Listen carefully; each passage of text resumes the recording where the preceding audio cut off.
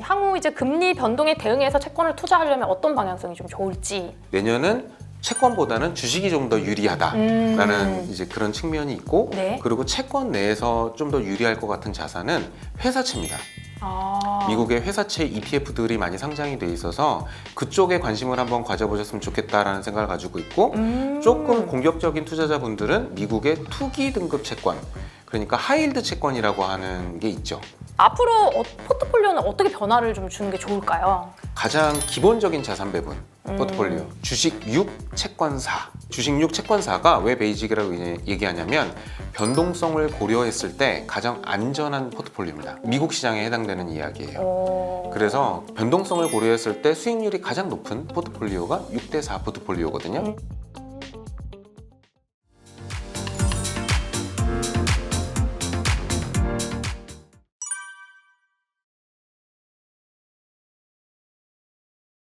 요즘 이제 트럼프 대통령 당선되고 나서 네. 또 비트코인이 네. 지금 또 난리도 아니잖아요. 네. 저희가 사실 이제 얼마 전에 비트코인 교수님 모시고도 촬영을 한번 했었거든요. 네. 그리고 나서 제가 비트코인 계좌를 뚫었어요. 아, 제가 뚫었습니다, 여러분. 네. 뚫었나요? 듣고 뚫어야 돼. 듣고 뚫었는데 그 사이에도 사실 상승이 굉장히 커졌어요. 네, 네, 네. 그럼 이 비트코인하고 달러는 어떤 관련이 좀 있을까요? 추정을 조금 해볼 수는 있는데, 그러니까 미국의 경제, 그러니까 미국의 대통령, 그다음에 미국의 재무부 장관이 하는 일이 뭔지를 곰곰이 생각을 해보고, 그다음에 미국이 지금의 전 세계에서 최고의 입지에 오른 그 연유를 생각을 해보면 결국에는 달러 장사를 한 거잖아요. 그렇죠.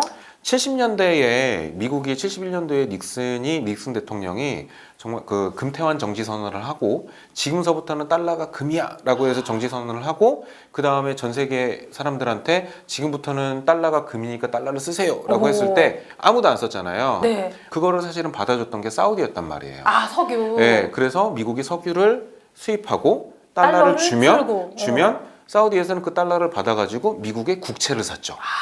그리고 대가로 사우디는 미국한테 뭘 요청을 했냐? 자기네들의 국방. 우리를 보호해줘. 우리의 원유 유조선들을 보호해줘. 라는 미션을 줬죠. 그래서 그게 서로 이제 잘 맞아 떨어져서 지금까지 왔으니, 사실은 사우디 입장에서 미국을 바라볼 때는 우리가 키워줬는데, 그렇네. 예, 라는 생각을 할 거잖아요. 근데 미국 사람들이 똑똑한 게 사우디에서 그렇게 하고 끝나지 않았죠. 네. 두 번째 교두보로 삼은 게 중국입니다. 아. 중국으로 가서 저가의 물품들을 만들면 우리가 사줄게 해가지고 WTO에도 가입을 시켜서 받잖아요. 네. 예, 물건을 받으면 또 달러를 달러를 주고. 주죠. 그럼 중국은 뭘 하나요? 또 열심히 예, 미국이 국채를 사고. 오. 그러면은 사실은 미국은 앉아서 한 게 종이에다가 USA 써가지고 이렇게 글자만 써서 이렇게 준 거밖에 사실은 없잖아요. 달러 수출국이네, 달러 수출국. 그리고 달러가 전 세계를 이제 돌기 시작하면서 네. 모든 사람들이 달러를 쓰게 만들어서 한 거죠. 자, 근데 우크라이나 전쟁이 터지고 최근 들어서 중국과의 관계도 안 좋아지고 전 세계에서 미국이 너무 사실은 힘자랑을 하다 보니까 브라질도 그렇고 러시아도 그렇고 중국도 그렇고 이제 달러를 쓰지 않으려고 하는 거죠. 특히 러시아 전쟁이 터지면서 어떤 일이 있었냐면 미국이 러시아의 외부에 있는 달러 계좌를 다 동결을 시켜버렸잖아요. 오, 네네. 그러니까 그러면은 그동안 달러를 썼던 국가들은 미국한테 밑보이면 막히겠네? 우리의 자금줄이 막히겠다는 생각을 하는 거죠. 네. 그래서 외환보유고에서 뭘 늘렸나요? 금을 늘리기 시작했죠. 그래서 금값이 천정부지로 뛰기 시작한 거예요. 맞아. 지금 금값도 많이 올랐죠. 네, 그래서 많이 뛰기 시작한 거죠. 하지만 금은 가격도 많이 올랐고 이제 재원이 한정이 돼 있고, 그 다음 대상으로 보고 있는 게 비트코인입니다.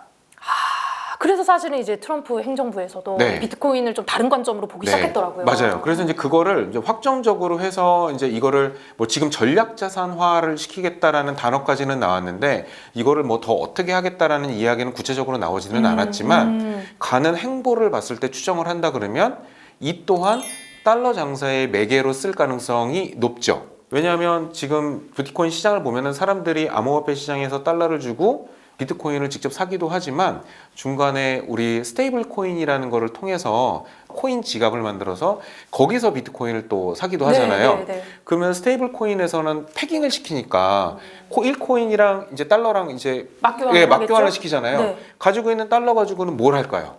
채권을 또 사나요? 네, 미국의 국채로 그걸 활용할 네. 수 있겠죠. 그러니까 이렇게 추정을 해볼 수 있는 거예요. 왜냐면 그동안에 다른 흐름도 그런 식으로 갔었으니까. 네. 그러면 이 암호화폐를 가지고도 비트코인을 가지고도 그런 흐름으로 갈 수가 있다. 갈 수 있으니까. 그러면 미국의 달러를 유통시키는 아주 좋은 창구가 될 수 있는 겁니다. 아, 뭔가 또 다른 석유처럼 네. 그렇게 될 수가 있다. 네, 그래서 그거를 뭐 확정적인 아니지만은 그거를 규제를 완화시키고 여러 가지의 실험을 통해서 트럼프 정부에서는 그거를 한번 엿볼 수 있겠다. 그래서 그 기대감이 지금 비트코인에 반영이 되고 네, 있는구나. 일부 반영이 됐고 그리고 뭐 올해 이제 뭐 비트코인 반감기 뭐 이슈도 있었고 그러다 네. 보니까 이제 많이 상승을 했다고 이렇게 보고는 있는데 사실은 이제 저희 펀드 매니저들은 비트코인을 직접 거래를 하지는 않잖아요. 저희가 네, 투자를 그렇게 하지는 않으니까. 그렇죠. 네. 하지만 이제 뭐 금융시장의 일부 자산이라는 측면에서 그동안에 미국이 세계를 상대로 금융시장을 상대로 했던 일들을 추정해서 보자면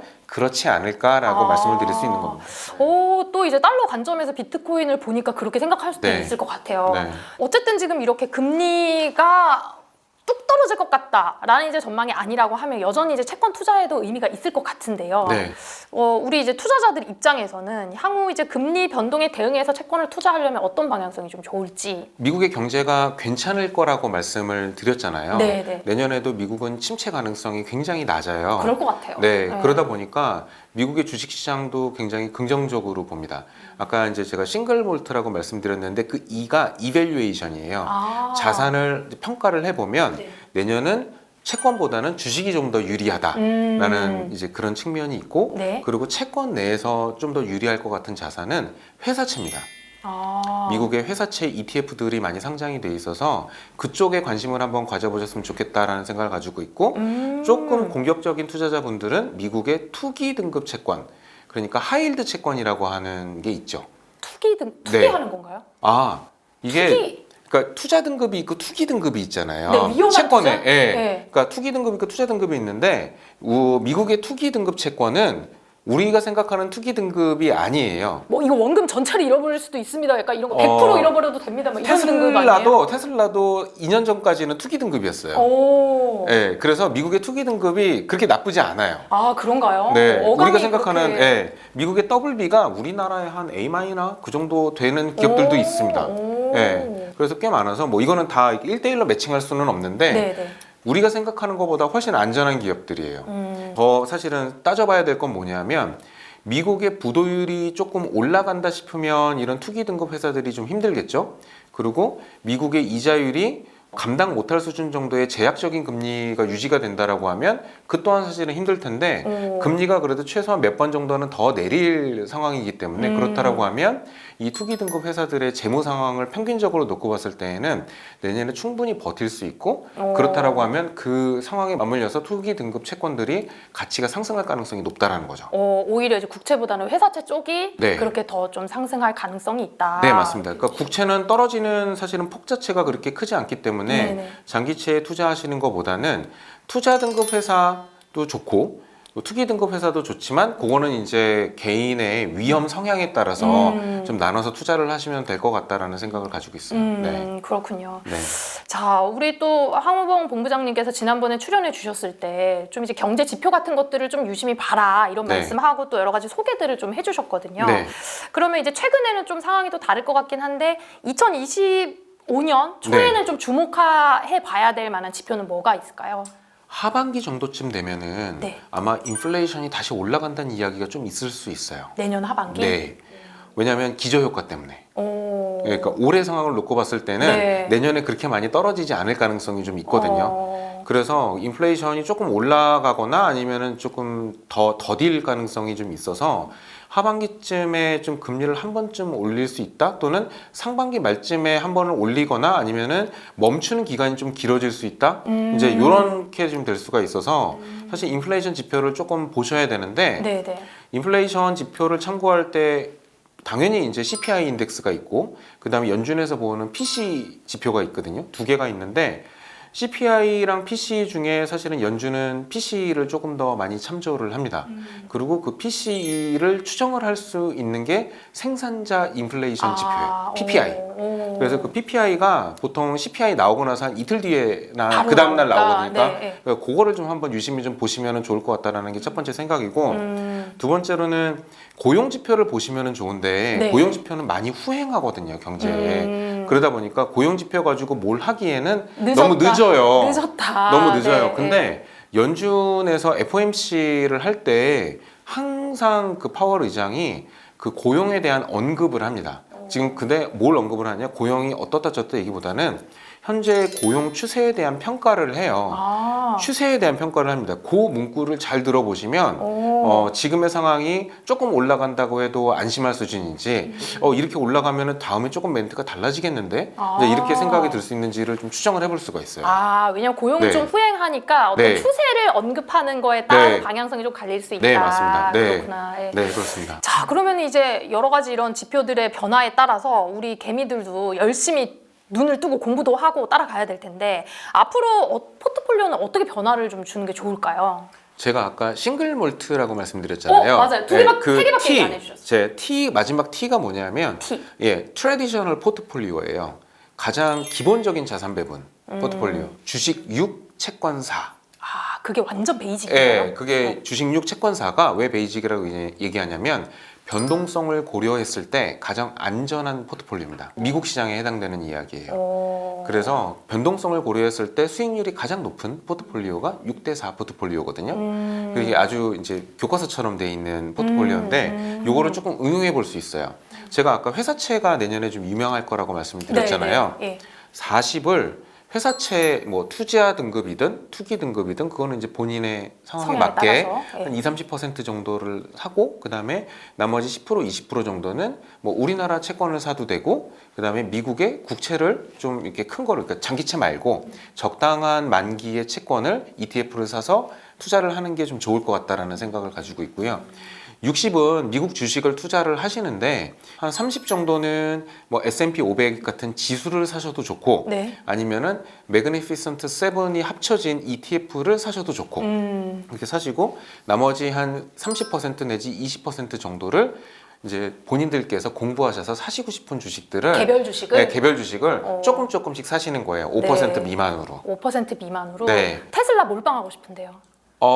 테슬라 몰빵을 하시면 굉장히 큰 담력이 있으셔야 돼요. 테슬라 몰빵, 엔비디아 몰빵. 가장 힘든 게 뭐냐면 바이앤 홀드예요. 바이는 누구나 할 수 있어요. 들고 있는 거. 홀드가 사실은 쉽지 않아요. 저희같이 매일매일 투자를 하는 직업에 있는 사람은 떨어져도 올라가겠거니라는 이제 그 생각을 이제 정말 훈련을 계속 하면서 살고 있잖아요. 경험이 많으시고. 근데 일반적인 투자자들은 직장에 다니면서 본업을 하면서 일을 하다가 너무 지쳐가지고 힘들고 상사한테 막 깨지고 욕먹고 막 이제 그런 날에 집에 와서 계좌를 열어봤는데 막 팔에 막 터져 있어요. 터졌어. 그러면 그냥 팔아버려 라고 해서 파는 날이 감정적으로. 바닥일 확률이 굉장히 높죠. 제가 그래요. 이제 제가 그렇게 그래요. 되면 그렇게 될 수가 있기 때문에 사실은 그 홀드가 예. 생각보다 쉽지가 않아요. 근데 내년은 그 6대4의 원칙을 지키면서 홀드를 하시는 게 저는 좋겠다라는 생각인 거예요. 그 환율을 생각하는 것도 여러분 굉장히 중요한데 자산이 굉장히 다양하잖아요. 미국 자산도 있고 국내 자산도 있고 또 진짜 이제는 가상화폐 자산도 있고 이런 부분들에 대해서 저희가 계속적으로 지식을 쌓아나는 반면에 경제 상황도 주의 깊게 공부를 잘 할 필요가 있는 것 같습니다. 우리 황 본부장님 좋은 말씀 해주셔서 여러 가지 감사드리고요. 혹시 저희 투자자분들께 못다 하신 말씀이 있으시면 아까 그 싱글 몰트에서 하나만 좀 더 알려주시면 안 돼요? 레버리지가 있습니다. 그러니까 레버리지라고 하는 거는 주식의 비중을 내년에는 조금 많이 가지고 가셔도 될 것 같아요. 많이 가지고 가셔도 좀 될 것 같다는 생각을 가지고 있는데 그게 미국 주식. 미국 주식 비중을 좀 많이 가지고 가셨으면 좋겠고 그래도 6대4 비중보다 조금 더 올리셔도 사실 상관은 없는데 100%보다는 조금 더 올리셔서 가져가시되 어느 순간에 보시면은 미국 주식이 많이 올라서 비중이 좀 틀어져 있을 때가 있을 거예요. 7대3으로 가져가셨다고 하더라도 7.5대 2.5 이렇게 줄어들 수 있잖아요. 주식이 많이 오르면. 그럼 익절해야 되는 거 아니에요? 그렇죠. 그러면은 0.5를 잘라서 채권을 사서 기다리시고 그 다음에 좀 어느 순간에 가서 배분을 하셨는데 6.5 대 3.5 돼 있으면 다시 채권에서 조정하고. 0.5 빼가지고 네. 7을 만들고 네. 이렇게 좀 내년에 몇 번 하시면 네. 마지막에 가셨을 때 좀 마음 편하게 좀 투자를 하실 수 있지 않을까 좀 그렇게 생각을 합니다. 네, 여러분 결론을 다 잘 들으셨을 거라고 생각합니다. 여러분의 자산도 분산을 잘 하셔가지고 포트폴리오대로 잘 운영하셨으면 좋겠습니다. 우리 2025년에도 몇 번 더 나와주실 거죠? 네. 네. 네, 감사합니다. 여러분 그러면 새해에도 여러분 투자 지식 늘리는 저희 도너리가 되도록 하겠습니다. 시청해주셔서 감사합니다. 감사합니다, 본부장님. 네, 고맙습니다. 네.